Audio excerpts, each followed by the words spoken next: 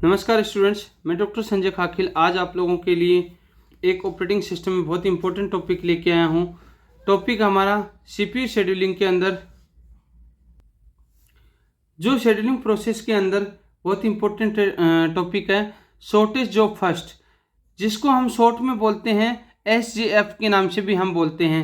Shortage job first के अंदर क्या होता है कि जब हम पर्टिकुलर किसी भी प्रोसेस को रेडी क्यू से जब रनिंग स्टेट में हम भेजते हैं तो उस प्रोसेस के अंदर कोई भी जो जॉब होता है वो हमारा बस टाइम के क्राइटेरिया के हिसाब से वो क्या करता है, रेडी क्यू से रनिंग स्टेट में आता है।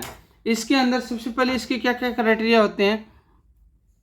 This is also known as the shortest job first called SJF, जिसको शॉर्ट में SJF भी बोला जाता है। नेक्स्ट होता है this is a non primitive और primitive scheduling algorithm. Non primitive और प्रिमिटिव शेड्यूलिंग एल्गोरिथम की जब हम बात करते हैं, नॉन प्रिमिटिव के अंदर क्या होता है, जब कोई भी प्रोसेस रनिंग स्टेट से रेडी स्टेट से रनिंग स्टेट में आती है तो वो कंटिन्यूसली एग्जीक्यूट होती है, देन आफ्टर दूसरी प्रोसेस स्टार्ट होती है, दूसरी प्रोसेस को मेमोरी एलोकेशन होता है। प्रिमिटिव के अंदर क्या होता है, प्रिमिटिव में जब पहले एक प्रोसेस आता है, फिर दूसरी प्रोसेस आता है, फिर पहली प्रोसेस फिर से आता है।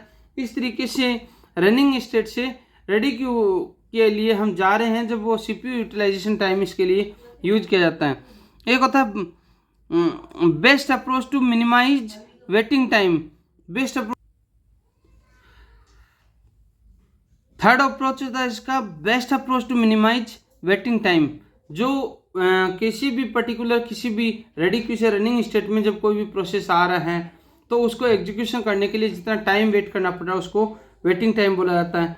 नेक्स्ट होता है easy to implement in batch system where the required CPU time is known in advance. एक होता है impossible to implement in interactive system where the required CPU time is not known. Next होता है the process should known in the advance how much time is process will be take.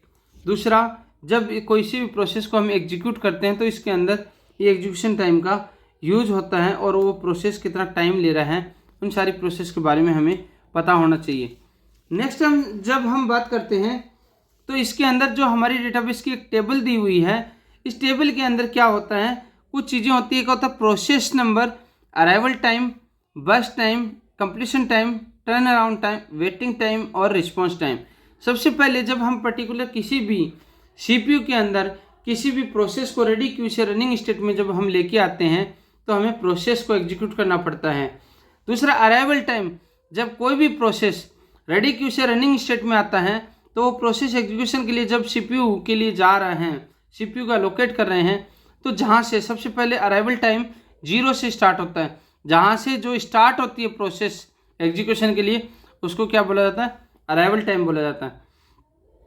बस time क्या बोला जाता है, बस time जब कोई भी प्रोसेस एग्जीक्यूशन के लिए स्टार्ट होने के बाद में जब वो कंप्लीट होती है उसके बीच में जितना भी टाइम लगता है उसको हम बोलते हैं एग्जीक्यूशन टाइम, और इसको बस टाइम भी बोला जाता है। कंप्लीशन टाइम क्या होता है, कंप्लीशन टाइम जब कोई पर्टिकुलर प्रोसेस स्टार्ट हो गए और वो एंड तक जब वो प्रोसेस एग्जीक्यूट होती है उसके बीच में जितना भी टाइम यूटिलाइज हुआ है उसको क्या बोला जाता है, कंप्लीशन टाइम बोला जाता है। और टर्न अराउंड टाइम क्या होता है, जब कोई भी प्रोसेस अराइवल टाइम से स्टार्ट होकर के और जब लास्ट एग्जीक्यूशन तक पहुंचती है उसके बीच में जितना भी टाइम लगता है, जो रोटेशन होता है, उसको हम क्या बोलते हैं, टर्न अराउंड टाइम बोला जाता है। नेक्स्ट होता है वेटिंग टाइम। क्या होता है, जब कोई भी टर्न अराउंड टाइम होता है उसमें से हम बस टाइम को क्या करते हैं, माइनस कर देते हैं, तो जो हमारा लगता है वो क्या हो जाता है, वेटिंग टाइम। और एक होता है रिस्पॉन्स टाइम।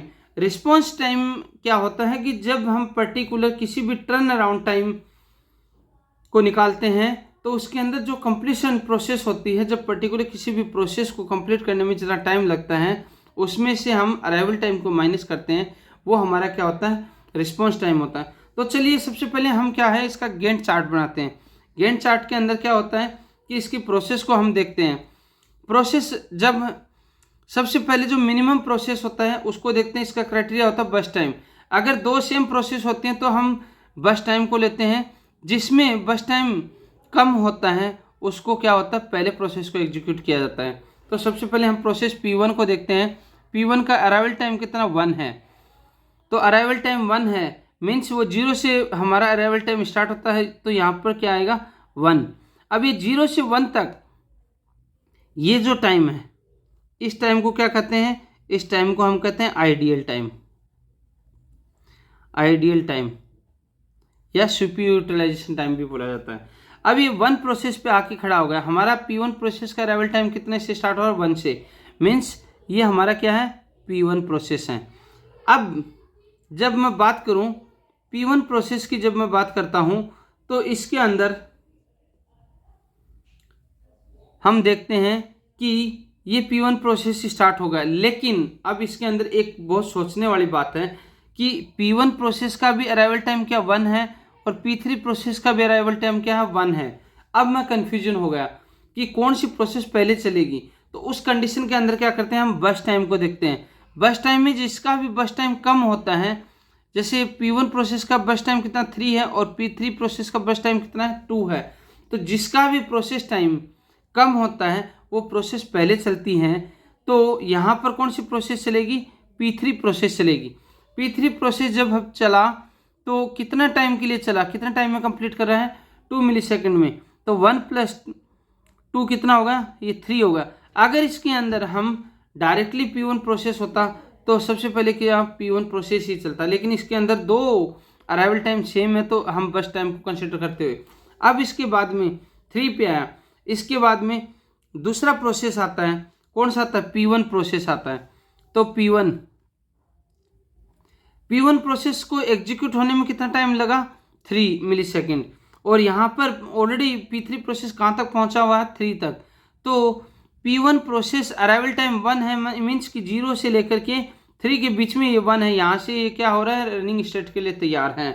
तो अब इसको एग्जीक्यूशन टाइम कितना लगा 3, तो 3 + 3 कितना 6, तो अब वो कंप्लीट प्रोसेस कब तक हो रहा है 6 मिली सेकेंड तक हो रहा है। इसके बाद में ये P3 भी टर्मिनेट हो गया, P1 भी टर्मिनेट हो गया। अब मेरे पास बचता है P2 के अंदर अब देखते हैं P2 का अराइवल टाइम क्या 2 है, मीन्स कि 1 और 3 के बीच में कहीं बीच से क्या हो रहा है अराइवल टाइम स्टार्ट हो रहा है। तो अब इस प्रोसेस के लिए हम क्या करेंगे, सबसे पहले P2 को लेके आएंगे। तो इसके अंदर क्या होता है P2 जब process execute,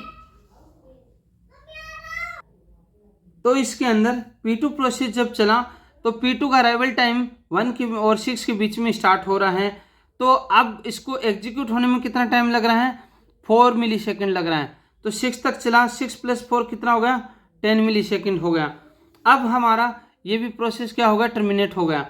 next last process क्या बचा P4, तो इसको बिना सोचे हुए ही यहाँ पर लेके आ जाएंगे, P4 प्रोसेस बच गया। P4 प्रोसेस का अराइवल टाइम क्या 4 है, मीन्स 3 और 6 के बीच में कहीं पर ये एग्जीक्यूशन प्रोसेस के लिए चल दिया, और लास्ट में इसका एग्जीक्यूशन टाइम कितना है 4 है, तो 10 + 4 कितना होगा 14।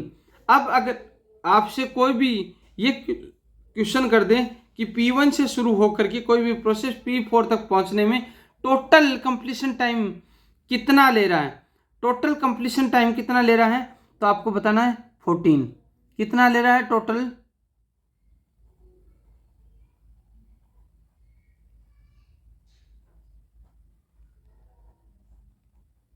14। अब हम कंप्लीट टाइम निकालते हैं, तो सबसे पहले P1 प्रोसेस का कंप्लीट टाइम कितना है, P1 प्रोसेस का कंप्लीट टाइम है हमारा 6, कितना है 6 मिली सेकेंड में क्या कर रहा है अपने प्रोसेस को कंप्लीट कर रहा है।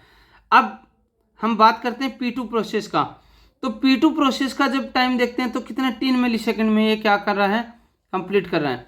P3 प्रोसेस का देखते हैं तो P3 कितने मिली सेकेंड में प्रोसेस को कंप्लीट कर रहा है 3 मिली सेकेंड में कंप्लीट कर रहा है। P4 का देखते हैं तो कितने में कर रहा है 14 मिली सेकेंड में कर रहा है। ये आ गया हमारा कंप्लीट टाइम। अब हमें निकालना है टर्न अराउंड टाइम निकालने के लिए हमारा क्या है turn around time equal to CT - AT। तो CT कितना है T80 निकालूंगा, तो कंप्लीशन टाइम कितना है 6 है minus AT arrival time 1 equal to कितना हो जाएगा 5, तो ये कितना हो जाएगा 5 हो जाएगा। इसी तरीके से 10 - 2 कितना हो जाएगा 8 हो जाएगा। ये 3 - 1 कितना हो जाएगा 2 हो जाएगा। 14 - 4 कितना हो जाएगा 10 हो जाएगा। ये इसका क्या होगा टर्न अराउंड टाइम होगा। अब मुझे निकालना है वेटिंग टाइम। वेटिंग टाइम निकालने के लिए मैं क्या करूँगा, turn around time minus burst time. तो टर्न अराउंड टाइम कितना मेरा P1 प्रोसेस का 5 माइनस बर्स्ट टाइम कितना है 3 है, इक्वल टू कितना होगा 2। तो मेरा पहला का P1 प्रोसेस का वेटिंग टाइम कितना आ गया 2। देन अगर मैं नेक्स्ट देखूंगा तो 8 माइनस 4 कितना आ गया 4। अब मैं देखूंगा 2 माइनस 2 कितना हो गया 0। अब मैं देखूंगा 10 माइनस 4 कितना हुआ 6। ये इसका क्या निकल के आ गया वेटिंग टाइम। अब रिस्पॉन्स टाइम निकालते हैं, रिस्पॉन्स निकालते हैं RT। तो इसका फॉर्मूला क्या होता है, completion time minus arrival time, जिसको हम ये भी बोल सकते हैं जो टर्न अराउंड टाइम होता है सेम एज क्या होता है रिस्पॉन्स टाइम होता है। तो completion time minus arrival time, completion time means क्या होता है 6 माइनस 1 कितना होता है 5, 10 माइनस 2 कितना होता है 8, और 3 माइनस 1 कितना होता है 2, और 14 माइनस 4 कितना होता है 10। ये हमारा क्या होगा टर्न अराउंड टाइम की सिमिलर ही ये आता है। अब आपसे कई बार ये पूछ लेता है कि सबसे पहले average waiting time, average waiting time बताइए। तो एवरेज वेटिंग टाइम के अंदर क्या होता है, इसको कंप्लीट को जोड़ लेते हैं 4 + 6 12/4 कितना आ गया 3 मिली सेकेंड। अगर आपसे पूछ ले एवरेज टर्न अराउंड टाइम, तो कि इसको ऐड कर लेते हैं डिवाइड बाय 4 प्रोसेस। तो 10 15 + 10 25/4 तो कितना आ जाएगा 6.25। यह आ जाता है इसका एवरेज टर्न अराउंड टाइम आ जाता है। अगर कई बार आपसे पूछ ले completion time, average completion time,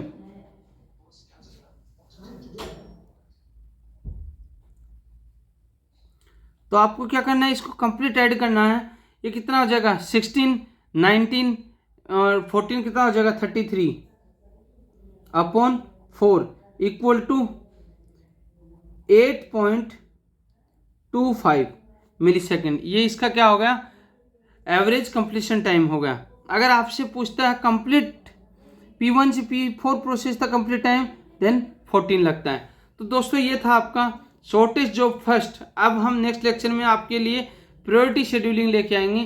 तब तक आप लोग मेरे साथ बने रहिए, और अगर आपको मेरा वीडियो पसंद आया तो आप लाइक कीजिए, कमेंट कीजिए और सब्सक्राइब करना नहीं भूलिएगा। नमस्कार दोस्तों।